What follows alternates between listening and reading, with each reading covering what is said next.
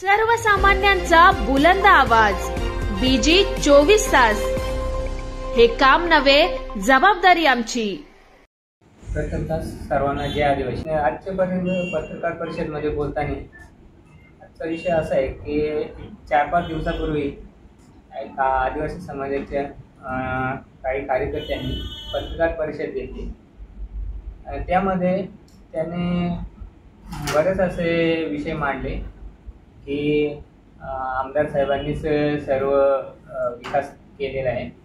तर माझा एक सरळ प्रश्न आहे की आता आपण बघत आहोत सर्वांकडे सर्व कर्जत खालापूरमध्ये रस्त्यांची अवस्था दयनीय झालेली आहे।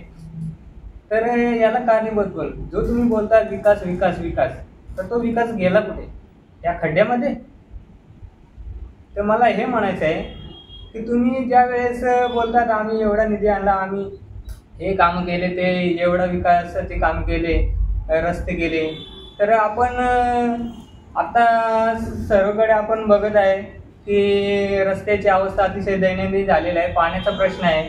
आता आपण आदिवासी वाड्यांना आपण उन्हाळ्यामध्ये बघतोय की भरपूर अशा आदिवासी वाड्यांना पिण्याच्या पाण्याची टंचाई भासत आहे।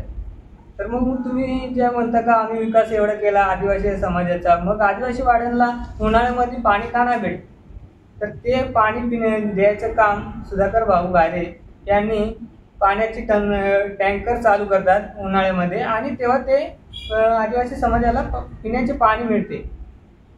आणि तर तेच आपण ज्या वेळेस कोरोना सारखा संकट आपल्या आदिवासी समाजाला आणि पूर्ण जगावर आलेलं असताना, तर जे आपल्याला अन्नधान्य लागतं ते सुधाकर भाऊ घारे यांनी स्वतःच्या जीवाची पर्वा न करता ते त्यांना सर्व आदिवासी वाड्यांना पोच केलेलं आहे।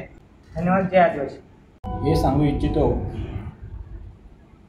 आज एक 4-5 दिवसापूर्वी जी पत्रकार परिषद झाली त्यामध्ये असं सांगण्यात आलं की आदिवासी समाजाची वापर केला जातो आहे, समाजाची दिशाभूल केली जात आहे।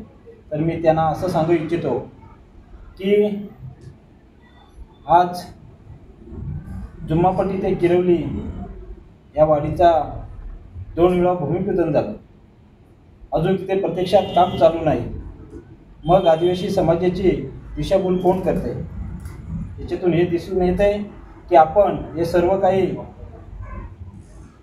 राजकीय हेतूने करत आहात, स्वतःच्या स्वार्थासाठी करत आहात, किंवा आदिवासी भोळ्या बाबड्या समाजाचं मतदान घेण्यासाठी करत आहात। राहिला विषय 9 ऑगस्ट रोजी जे भूमिपूजन झालं त्यामध्ये आम्ही आमच्या समाजाच्या अध्यक्षांना पदाधिकाऱ्यांना ओरडून सांगितले की आपण 9 ऑगस्ट हा आपला फक्त आदिवासी दिन आहे, त्या दिवशी आपण आदिवासी भवनाचं जे भूमिपूजन ठेवतात, ठीक आहे, आदिवासी भवनाला आमचा कोणाचाही काही विरोध नाही, आदिवासी भवन हे व्हायलाच पाहिजे।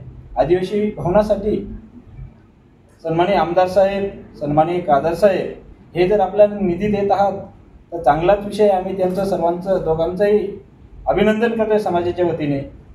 पण सगळ्या गोष्टी आपल्याकडे सर्व कृषीचा लिगली करून घ्या, प्रशासकीय मान्यता, जागेचा स्थलांतर दाखला, कोर्ट क्वार्टर हे काही नसताना आपण 9 तारखेलाच भूमिपूजनाचं घाट का ठेवलेलं आहे?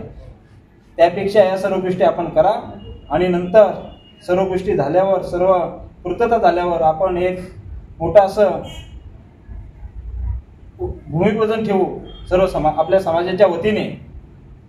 आणि तसेच आज आपल्या आदिवासी कर्जत तालुका आदिवासी वाड्यांमध्ये कित्येक असे प्रश्न पडलेले आहेत। तसं काय आपण असं म्हणताय की पूर्ण आपल्या आदिवासी समाजाचा विकास झाला?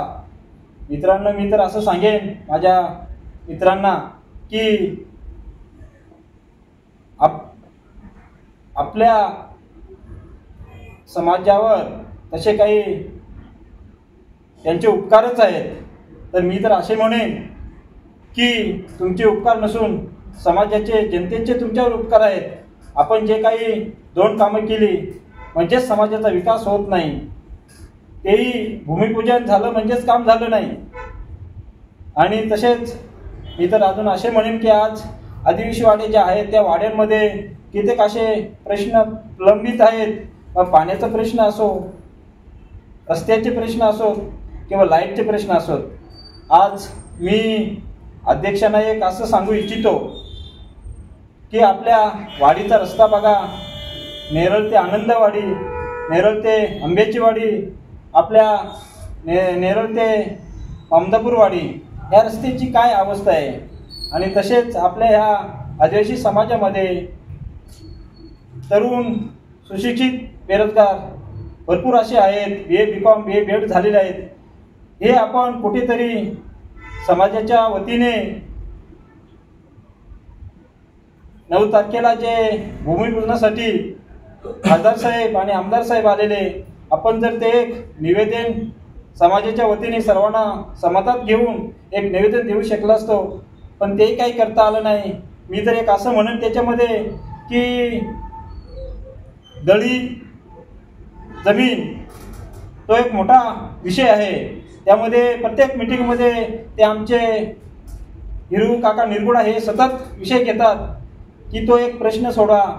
असे काही मुख्याचे प्रश्न आहेत ते आपण निवेदन देऊ शकलो असतो, पण ते काही करू शकलं नाही. पण त्यामध्ये आम्हाला एकच असं दिसून येते की आपला फक्त राजकीय हेतू आहे, राजकीय स्वार्थ आहे, स्वतःची पोळी भाजण्यासाठी हे सर्व काही चालू आहे. आणि पुन्हा मी सांगू इच्छितो की आमचे नेते आदरणीय सुधाकर भाऊ गारे साहेब हे आमच्या गोरगरीब जनतेचे कैवारी कसे आहेत किंवा गोरगरीब जनतेच्या मनातील आमदार कसे आहेत हे आमच्या मित्रांनी सांगितलंच. म्हणून ती उपमा तुम्ही किंवा मी दिलेली नाही, ते जनतेने दिलेली आहे. आज या पत्रकार परिषदेच्या माध्यमातून मी आमच्या समाजाचे अध्यक्ष परशुराम दरावडा साहेब यांना एवढंच सांगतो की आज आपण आमदार साहेबांच्या ऑफिसला जातात, खासदार साहेबांच्या ऑफिसला जातात, जे काय तुम्ही समाजाच्या हिताचे जे प्रश्न सोडवण्याचा प्रयत्न करतात, अतिशय चांगलं आहे. परंतु तुम्ही समाजाचे अध्यक्ष आहात, तुम्ही कुठलाही पत्रव्यवहार करताना आदिवासी समन्वय समितीचे जी पूर्ण कार्यकारिणी आहे त्यांना कुठल्याही प्रकारे विश्वासात घेतलं नाही आणि समाजाला कुठल्याही प्रकारच्या विचारणा केलेल्या नाही. तुम्ही आज एकटेच पत्रव्यवहार करायला जातात. त्याला माझ्या या पत्रकार बांधवांच्या माध्यमातून एकच सांगणं आहे की तुम्ही समाजाचे अध्यक्ष आहेत का एका पक्षाचे अध्यक्ष आहात. जर तुम्ही आदिवासी भवनाच्या दिवशी आम्ही अध्यक्षांना सर्व समाजाच्या वतीने कशेळे ऑफिसमध्ये विनंती केली की साहेब आपण आदिवासी भवनाला आपला कुठल्याही प्रकारचा विरोध नाही आणि विरोध करणारही नाही, कारण ह्या आदिवासी भवनासाठी खूप लोकांनी प्रयत्न केलेला आहे, संघटनेने प्रयत्न केला आहे, समाजाचे काही ज्येष्ठांनी प्रयत्न केलेला आहे. या कुठल्याही प्रकारचा आदिवासी भवनाला विरोध नाही. परंतु आज अध्यक्ष कुणालाही विश्वासात न घेता परस्पर एकटे आमदारांच्या ऑफिसला जातात, पत्रव्यवहार करतात, खासदारांच्या ऑफिसला जाऊन पत्रव्यवहार करतात. तुम्हाला आजपर्यंत कुणीच जे सभासद आहेत समन्वय समितीचे कुणीच कुठल्या कामाविषयी अडथळा आणलेला नाही, परंतु त्यांना विश्वासात न घेता स्वतःच पत्रव्यवहार करतात. हे कुठंतरी निषेधार्थ आहे. आणि तसंच विकास विकास विकास ज्या वल्गण्या होतात, विकास केला आमदारांनी, हा विकास केला, तो विकास केला. तुम्हाला जर विकास करायचा होता आणि दिशाभूल केली, हे तुम्ही वारंवार सांगतात, दिशाभूल केली, विकास केला. दिशाभूल कोणी केली हे समाजाला मी सांगतोय. आज माथेरानच्या पट्ट्याखाली ज्या येणाऱ्या 14 वाड्या आहेत त्या आदरणीय माजी मुख्यमंत्री एकनाथ शिंदे साहेब यांच्या हस्ते वर्षापूर्वी त्या रस्त्याचं भूमिपूजन झालं. व त्या भूमिपूजन करताना तुम्ही कुठल्याही प्रकारची प्रशासकीय मान्यता नव्हती, वन खात्याची परवानगी नव्हती. मग येता विधानसभेच्या काळात तुम्ही घाईघाईत जो भूमिपूजनाचा घाट का घातला? माझ्या आदिवासी बांधवांना माझ्या या पत्रकार परिषदेच्या सांगण्यातून हेच आहे की दिशाभूल करतंय कोण? दिशाभूल हे खरी तुम्ही केलेले आहे. तसेच आदिवासी जागतिक दिन आपल्या क्रांतिकार महामानवांचा दिन आहे. तो आपण सर्व एकत्र साजरी करण्याचा क्षण आहे, आपला तो दिवस आहे. त्या दिवस सुद्धा तुम्ही आदिवासी भवनाचा जो घाट घातला हे तुम्ही तुमच्या स्वार्थापोटी घातलेला आहे. याच्यात कुठलाही आदिवासी समाजाचा फायदा नाही किंवा विकास नाही. हेच माझ्या पत्रकार बांधवाच्या माध्यमातून मला सांगायचं आहे. धन्यवाद. आजकाल सगळेच धावपळीत असतात. घरच्यांसोबत शांत बसून जेवायला वेळच कुठे मिळतो. एक एकटं जेवण, गप्पा नाही, हसू नाही, आठवणीही कुठे बनतात अशा घाईत. पण आता हे सगळं बदलणार आहे, कारण आपल्या कर्जतमध्ये आलाय एक खास ठिकाण. नमस्ते Karjat family restaurant and banquet hall. इथं आहे शुद्ध शाकाहारी आणि चविष्ट मांसाहारी, म्हणजे सगळ्यांच्याच आवडीनुसार खमंग बेत, स्वतंत्र दालने, स्वच्छ आणि मोकळी जागा आणि प्रेमानं तुमचं स्वागत करणारे आपलेच लोक. वाढदिवस असो, लग्न समारंभ, छोटा कार्यक्रम की फक्त कुटुंबासोबतच रविवारचा जेवणाचा आनंद, इथे प्रत्येक क्षण खास असतो. नमस्ते कर्जत, कुटुंब एकत्र आणणारी जागा. हे फक्त हॉटेल नाहीये, ही आहे आठवणी बनवण्याची जागा, जिथे चव असते आपुलकीची आणि सेवा असते मनापासून. ठिकाण भिसेगाव, कर्जत, खोपोली रोड, कर्जत. नमस्ते कर्जत. जेवण फक्त पोटासाठी नाही, मनासाठी सुद्धा. खवयांची खरी राजधानी नमस्ते कर्जत, जिथे जेवणाचं प्रत्येक घासात असतं आपुलकीचं चव.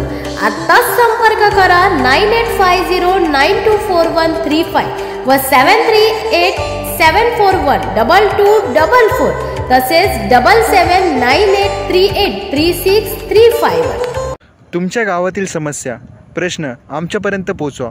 आम्ही तुमचा आवाज म्हणून प्रशासनापर्यंत पोचून तुम्हाला न्याय मिळवून देऊ. तुमच्या व्यवसायाची किंवा सेवांची जाहिरात BG 24 तासवर करा. आम्ही तुमची माहिती घराघरात पोचवू. आपल्या यशाची प्रसिद्धी आम्ही देऊ.